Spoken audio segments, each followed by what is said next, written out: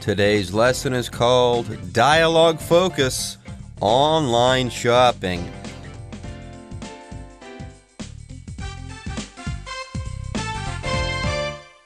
Hello everyone, my name is Jeff. My name is Roger, and today we're going to use dialogues to help us focus on the topic for today.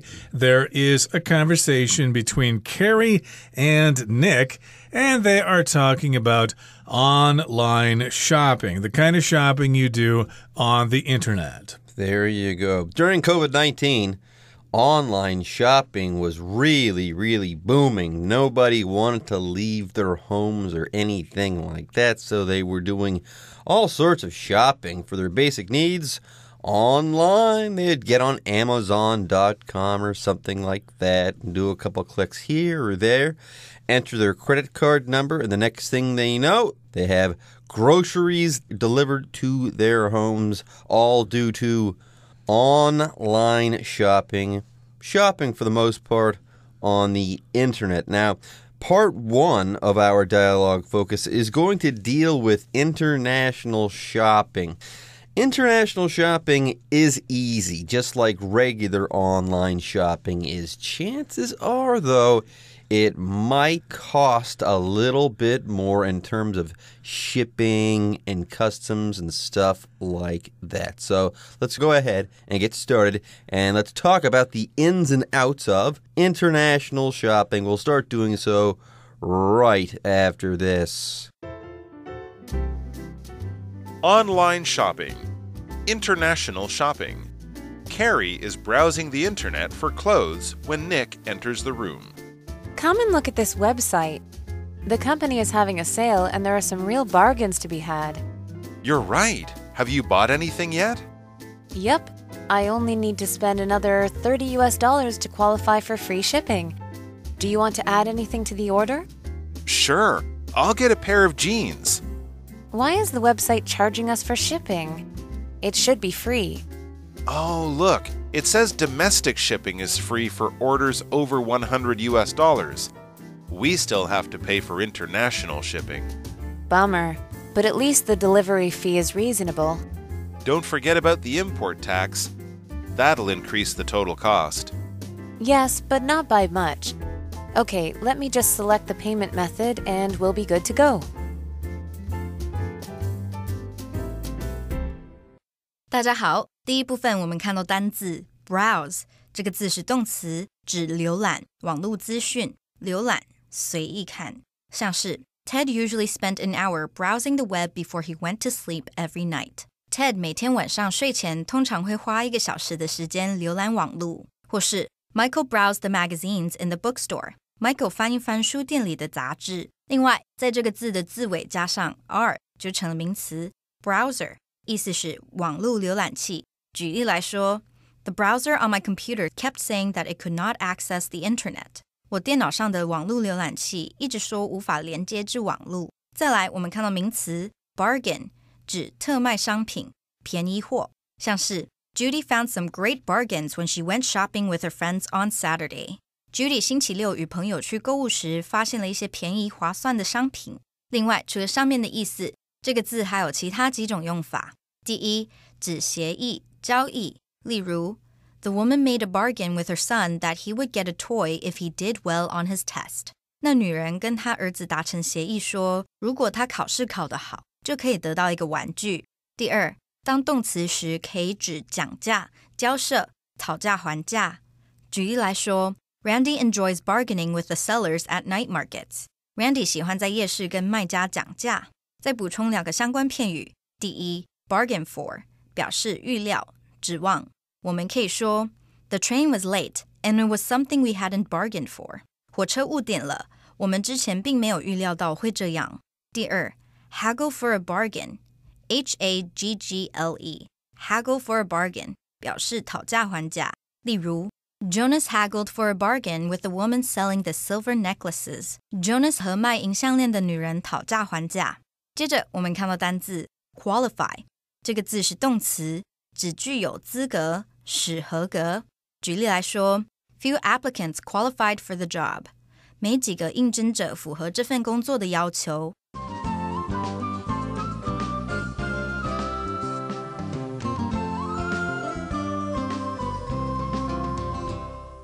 Okay, so the first part of today's dialogue focus on online shopping is international shopping, when you want to buy something from another country. Personally, I've done this before. I don't do it so much anymore, but I used to many years ago when I ordered books and CDs from the US and had them shipped over here. But nowadays, they seem to add extra taxes and things like that, so it's not really worth it. Plus, music can be downloaded and books can be downloaded to my e-reader and stuff like that. So I don't really need to do a lot of international shopping. I can shop locally or I can shop domestically right here in good old Taiwan. But that's not the case with Carrie and Nick. Carrie is browsing the internet for clothes when Nick enters the room. So yeah, if you're on the internet and you've gone to a website that sells things and you're kind of looking at those things and you're scrolling down to look at different items, we could say that you are browsing. You're just kind of looking around, like if you go into a store and the clerk comes up to you and says, "Hey, can I help you find something?"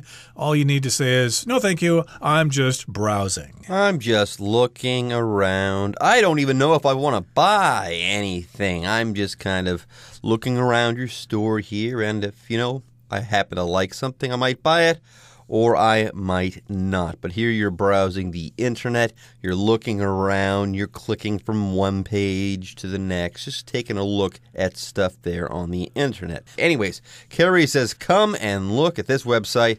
The company is having a sale, and there are some real bargains to be had. By the way, if you have a bargain or if you get a bargain, that means you get something cheaply for the most part. At one point, it costs a certain amount, but today there's a big sale, so you didn't have to pay that original amount. You got to pay a reduced amount. You got a real bargain.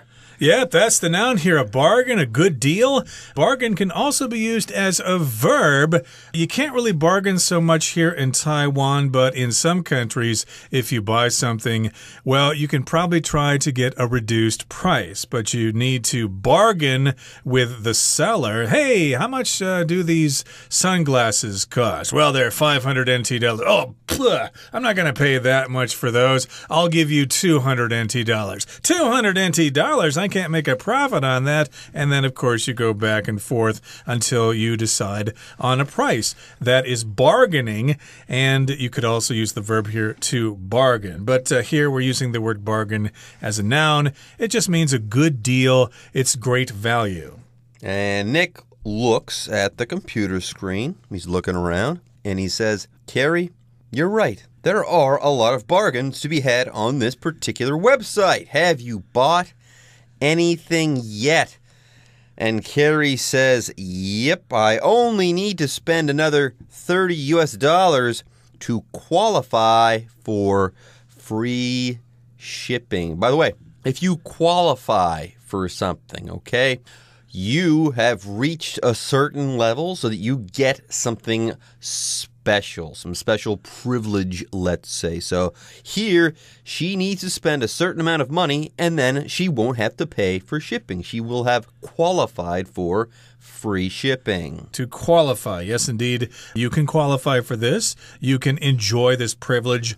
And Carrie probably doesn't want to buy anything else, so she asks Nick if he would like something, so maybe they could get some free shipping. He says, sure, I'll get a pair of jeans, denim trousers, basically. So they go to pay for the order and notice there's a shipping fee. So yes, then you check out and they get your credit card information and your shipping address and stuff like that. But after they've done that, they notice that there's a shipping fee. Wasn't it supposed to be free, over $30? Yeah, what gives here? I thought I qualified for free shipping. I'm entitled right now to free shipping because I've spent enough money. What is going on here? Why, Carrie says, is the website charging us for shipping? It should be free. Yes, we qualified for free shipping. We did something that entitled us to some benefit of some kind, and here the benefit was free shipping, but still, they're asking us to pay for shipping. Something is going wrong. And Nick says, oh, look, it says domestic shipping is free for orders over $100. We still have to pay for international shipping. So there you go. Domestic shipping. Shipping within your own country, yeah, no problem, Carrie. That will be free. But apparently you ordered some international items. International shipping is not covered by this same deal. Indeed, that is the case. So if you're inside of the country where these things are being sold, let's say we're buying something through Amazon.com and we're in the United States, yeah, you'll probably have a similar deal. If you have a total of over a certain amount, you qualify for free shipping. But yeah, let's suppose that Carrie and Nick are here in good old Taiwan and they're ordering from an overseas website. They will not qualify for that free shipping. They'll still have to pay for international shipping, which could be cheap, it could be expensive. It depends on the option that they choose. Carrie's not very happy about that. She says, bummer. Oh my goodness, that's an old phrase. I remember hearing that when I was a kid. Bummer, I guess they still use it. It basically means, oh, what a terrible situation. Zao gao, boy, are we unlucky. Yeah, bummer. This is not a good situation, but at least the delivery fee is reasonable, she says. And Nick says, wait a minute, though. Don't forget about the import tax. That'll increase the total cost.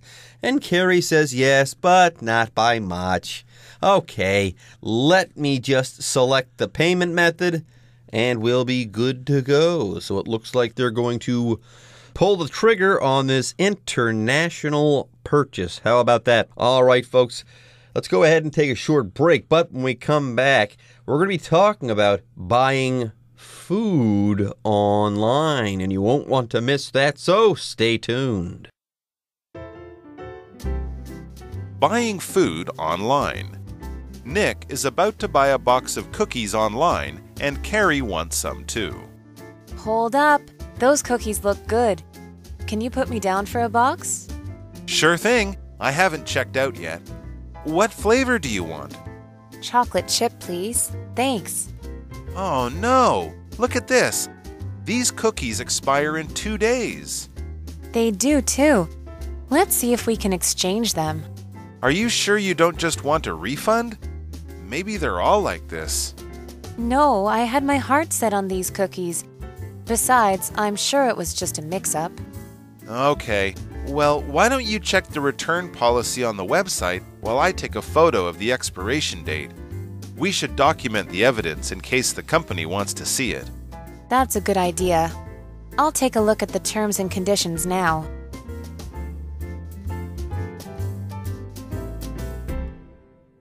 "第二部分我们看到动词 expire 指到期、期满，像是 Vincent's passport expired, so he had to apply for a new one. Vincent 的护照到期了，所以他必须去申请新的。另外，除了上面的意思，这个字还可以指断气、死亡。举例来说 ，After a long bout with illness, the patient expired in the night. 那位病人与病魔长期搏斗之后，在晚上断气了。最后，我们看到单字 mix up， 这个字是名词，指弄混、弄错。例如 Having taken Ned's umbrella home by accident, Colette apologized for the mix-up. Colette 为她不小心拿到 Ned 的雨伞回家而道歉。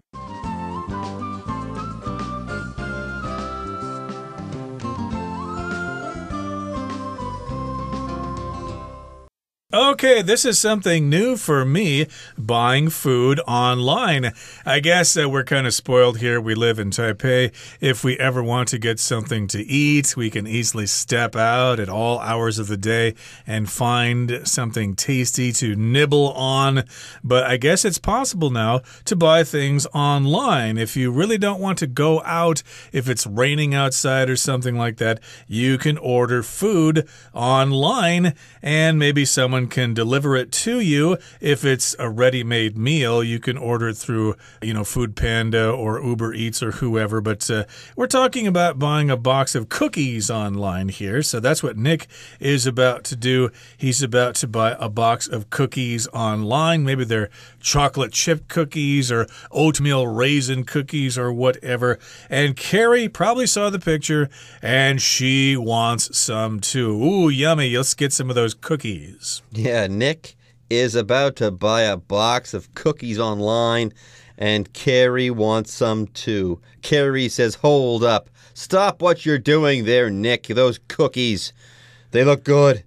Can you put me down for a box? I.e., can you buy a box for me, or at least put a box of those cookies in your shopping cart for me? And Nick says, sure thing. Yes, I will do that. No problem at all, because I haven't checked out yet. Okay? Then he asks the all-important cookie-related question, what flavor do you want? Yep, I mentioned it before, chocolate chip, but of course there are other flavors as well. And so that's what Carrie wants. She wants chocolate chip cookies, please. Thanks.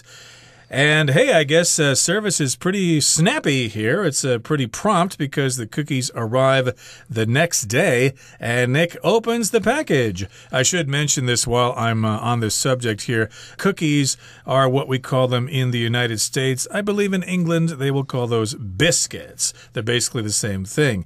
But here Nick is taking a look at their order.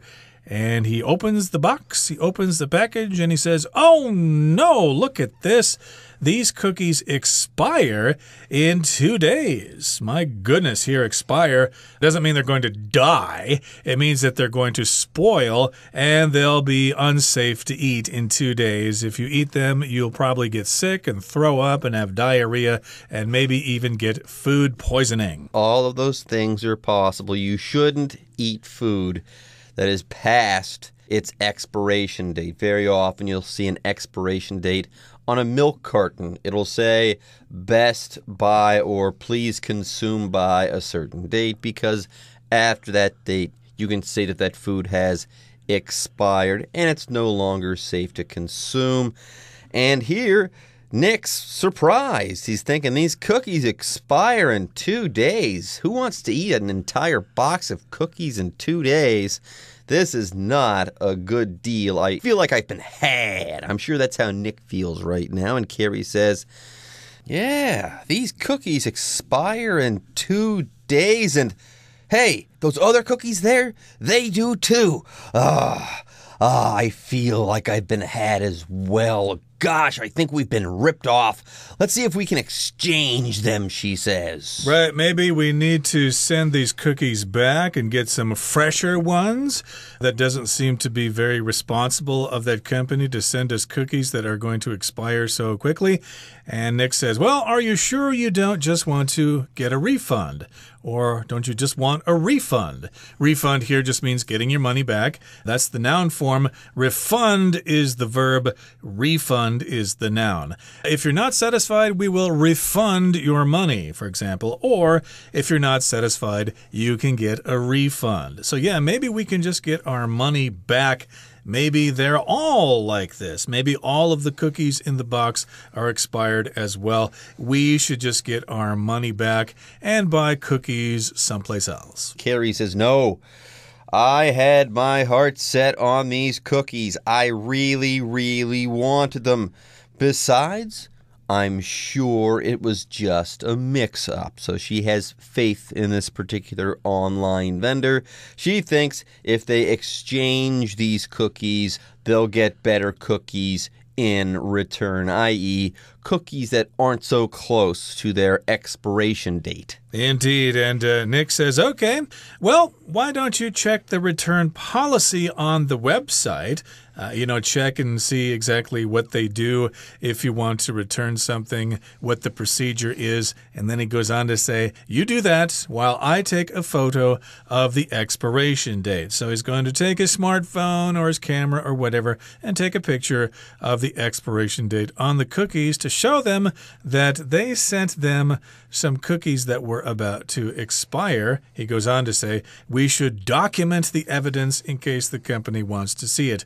Here, the word document is being used as a verb. That just means to provide documentation, to provide evidence. So, yeah, we need to document the evidence. We need to, get it down, record it in some way. Evidence, of course, is something that shows a crime has been committed. It's kind of like proof. There you go. We should make a record of the proof in case the company wants to see it. And Carrie says that's a good idea. I'll take a look at the terms and conditions now. All right, folks, with that, this month's dialogue focus lesson is now in the books, and it's time for you guys to hear from the Chinese teacher.